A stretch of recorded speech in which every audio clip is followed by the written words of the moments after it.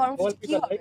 আপনারা জানেন যে গত 19 তারিখ অর্থাৎ গতকাল আমাদেরই এক সহপাঠী, আমাদের মার্কেটিং ডিপার্টমেন্টের শিক্ষার্থী আফসানার রাচি একটি অটোরিকশার ধাক্কায় তার প্রাণ হারায়। আমাদের জায়গা থেকে আমরা মনে করি যে এটাকে কোনোভাবে কোনো দুর্ঘটনা হিসেবে চিহ্নিত করার সুযোগ নেই। আমরা আমাদের জায়গা থেকে মনে করি এটাকে কোনোভাবে একটি দুর্ঘটনা হিসেবে চিহ্নিত করার সুযোগ নেই, কারণ এই ঘটনায় স্পষ্ট হত্যাকারী 3 জন উপস্থিত রয়েছেন। প্রথমত যে রিক্সা চালক বেপরোয়াভাবে রিক্সা চালিয়েছেন এবং সরাসরি যুক্ত। এরপর আমরা বলতে বাধ্য হচ্ছি যে আমাদের ইউনিভার্সিটির প্রশাসন, যারা এত বছরের পর বছর কোনো ধরনের নিয়ন্ত্রণ আনতে পারে নাই আমাদের ক্যাম্পাসে যে যানবাহন চলাচল করে তার উপর। এবং তৃতীয়ত, আমাদের ক্যাম্পাসে অবস্থিত একটি মেডিকেল সেন্টার রয়েছে, যাতে যেখানে কখনোই নাপা ব্যতীত অন্য কোনো ওষুধ পাওয়া যায় না, কোনো সুযোগ সুবিধা পাওয়া যায় না। এই যে আমাদের শিক্ষার্থীরাই আমরা তাকে নাপা সেন্টার বলে মাঝে মধ্যে বলি। নাপা সেন্টার কত দিন? প্রশাসন জবাব দিন। প্রশাসন জবাব দিন। নাপা সেন্টার কত দিন? সাংবাদিক ভাইগণ, আমরা এখন আজকে আমাদের দিনব্যাপী যে জাহাঙ্গীরনগর ব্লকের কর্মসূচিটি ছিল সেটি পালন করেছি। এখন আমাদের আজকের দিনের এবং পরবর্তী যে কর্মসূচি তা নিয়ে জানাতে এবং আমাদের পক্ষ থেকে যে 8টি দফা উঠে এসেছে আলোচনা পূর্বক, সে 8 দফা নিয়ে জানানোর জন্যই আমাদের আজকের এই সংবাদ সম্মেলন। আমি আজিতা রায়, নাটক ও নাট্যতত্ত্ব বিভাগ 53তম আবর্তনের শিক্ষার্থী, আজকের এই সংবাদ সম্মেলন সঞ্চালনা করেছি। আর এখন আপনাদের মাঝে এই সংবাদ সম্মেলনে আমাদের যে 8 দফা দাবি তা উত্থাপন করবেন জাহাঙ্গীরনগর বিশ্ববিদ্যালয় 53তম আবর্তনের ইতিহাস বিভাগের শিক্ষার্থী লামিশা জামান।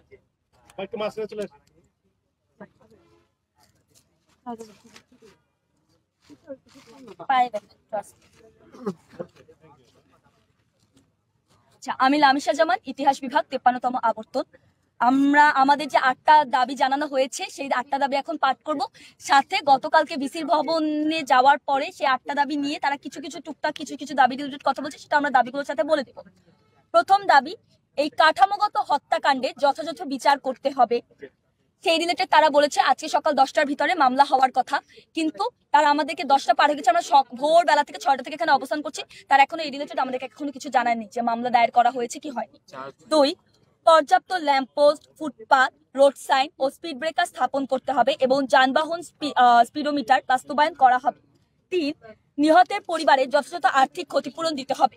এই বিষয়ে গতকালকে আমাদেরকে জানানো হয়েছে, তারা আমাদেরকে সবার সামনে বলছে তারা নিহত পরিবারের সাথে আলোচনা সাপেক্ষে এই কথাগুলো বলবেন। আমাদের শিক্ষার্থীদের ছোট মাথায় এটা বোধগম্য হয় না, কোন বাবা মা তার সন্তানের ক্ষতিপূরণ নিয়ে আলোচনা করতে তাদের সাথে রাজি হবে না। 4, মেডিকেল সেন্টারের জরুরি সেবায় মানোন্নয়ন করতে হবে। আমাদের মেডিকেল সেন্টারে হচ্ছে নাপা ট্যাবলেট বাদে আর কিছুই পাওয়া যায় না। আমার মাঝে মধ্যে মনে হয় ক্যান্সারের রোগী নিয়ে গেলেও তারা খুব সম্ভবত বলবে যে নাপা ট্যাবলেট দিলে ঠিক হবে। এই পদ্ধতিটা, এই বিশাল বড় মেডিকেলের যে সিস্টেমটা সেটা চেঞ্জ করতে হবে। বিভিন্ন রকমের প্রকল্প গ্রহণ করা হচ্ছে, কিন্তু এইসব ব্যবসায়িক প্রকল্প বাদ দিয়ে সর্বপ্রথম আমাদের মেডিকেল সেন্টারটা প্রতিষ্ঠা করতে হবে, মানোন্নয়ন করতে হবে। 5, রেজিস্ট্রেশন বিহীন সকল যানবাহন ক্যাম্পাসে নিষিদ্ধ করতে হবে এবং রেজিস্ট্রেশন প্রদান স্বচ্ছতা নিশ্চিত করতে হবে। রেজিস্ট্রেশন বিহীন যত যানবাহন আছে তা তো বন্ধ করতে হবে এবং রেজিস্ট্রেশন জড়িত স্বচ্ছতা বলতে আমরা ঠিক যেটা বোঝাচ্ছি, শেষবার যখন রেজিস্ট্রেশন করা হয় তখন 900 অটো রিক্সার কাছ থেকে, প্রতি রিক্সা চালকের কাছ থেকে 4,500 টাকা করে নেওয়া হয় রেজিস্ট্রেশন জড়িত হবে। কিন্তু আমাদের ক্যাম্পাসে শুধুমাত্র 300 রিক্সা চালককে হচ্ছে রেজিস্ট্রেশনের যে কাগজটা সেটা দেওয়া হয়। আমরা জানি না কোন ক্যাম্পাসের প্রশাসন রিক্সা চালকের টাকা মেরে বড় হতে পারে, কোন ক্যাম্পাসে রিক্সা চালকের টাকা মেরে বড় হতে পারে। এই স্বচ্ছতা আমাদের সামনে দিতে হবে, লাগলে প্রতি চত্বরে আপনাদের টানাতে হবে কোথায় আপনাদের টাকা গিয়েছে, কোথায় আপনারা কোন টাকা ব্যয় করেছেন। 6 নাম্বার, সকল রিক্সা চালকের প্রশিক্ষণ পূর্বক রেজিস্ট্রেশন নিশ্চিত করতে হবে। রিক্সা চালকদের প্রশিক্ষণ বলতে কিছু নেই, সন্ধ্যার পরে তারা বেপরোয়াভাবে রিক্সা চালায়, রাত হলে তারা বেপরোয়াভাবে রিক্সা চালায়। এমন দৃশ্য আমরা চোখের সামনে দেখেছি। আমরা তো জানি না রিক্সা কিভাবে চালায়, এতটুকু জানি অন্তত 2টা তার মিলিয়ে তারা রিক্সা চালায়। এটা কিভাবে হয় আমরা জানি না। তাদের কোনো প্রশিক্ষণ ছাড়া, হেডলাইট বিহীন, অনেক বলতে হচ্ছে স্পিডের সমস্যা, এইগুলো বিহীন তারা করে, এইগুলো বন্ধ করতে হবে। যেহেতু আমরা বলি আমরা আবাসিক ক্যাম্পাস, আমরা আমাদের বাসাবাড়ির ভিতরে সুস্থ যানবাহনে চলাচল করতে চাই। এবং 7, স্পষ্ট পরিচালক সহ অদক্ষ নিরাপত্তা কর্মীদের প্রত্যাহার করতে হবে। স্টেট পরিচালক বা স্টেট পরিচালক থেকে শুরু করে আমরা যদি একদম ন্যূনতম নিরাপত্তা কর্মীদের কথা বলে থাকি, আমাদের বন্ধু যে জায়গাটায় মারা গিয়েছে সেখানে মাথায় দুটা গেট আছে একটু একটা জায়গার ভিতরে। সেই গেটগুলোতে কেন রাত্রেবেলা সেই সন্ধ্যার সময় কোনো নিরাপত্তা কর্মী ছিল না? কেন আমাদের বন্ধুকে রিক্সা চাপা দিয়ে উপর থেকে মাথার উপর দিয়ে চলে যাওয়ার পরেও একটা রিক্সাকে ধরার মতো প্রশাসনের কোনো মানুষ ছিল না, কোনো নিরাপত্তা কর্মী ছিল না? সেই উত্তর আমরা চাই, পরবর্তীতে সেই নিশ্চয়তা আমরা চাই। এবং 8 নাম্বার, 24 ঘন্টার ভিতরে সকল সিসিটিভি ক্যামেরা স্থাপন ও সচল করতে হবে। এই বিষয়ে গতকালকে তারা আমাদেরকে বলেছেন তাদের 5 কর্মদিবস লাগবে সিসিটিভি ক্যামেরা প্রতিষ্ঠান করতে। কারণ তারা বলেছেন মাঝখানে শুক্র শনি আছে। আমার বন্ধু শুক্র শনি দেখে মরে নাই, আমরা জানি না কোন শুক্র শনি দেখে সাধারণত সিসিটিভি ক্যামেরার কাজ করা হয়। আর সিসিটিভি ক্যামেরার কাজ করতে আমরা অন্তত বুঝি যে 5-6 ঘন্টার বেশি যদি সিসিটিভি ক্যামেরা বাইরে থেকে আনাও হয় লাগার কথা না। সেই চাপে পড়ে তারা বলছে তারা 24 ঘন্টার ভেতরে গুরুত্বপূর্ণ স্পটে, তারাই জানেন গুরুত্বপূর্ণ স্পট কোনগুলো, আমাদের মধ্যে তো সবই গুরুত্বপূর্ণ স্পট, তো তারা গুরুত্বপূর্ণ স্পটে হচ্ছে আজকে 24 ঘন্টার ভিতরে সিসিটিভি ক্যামেরা লাগাবেন।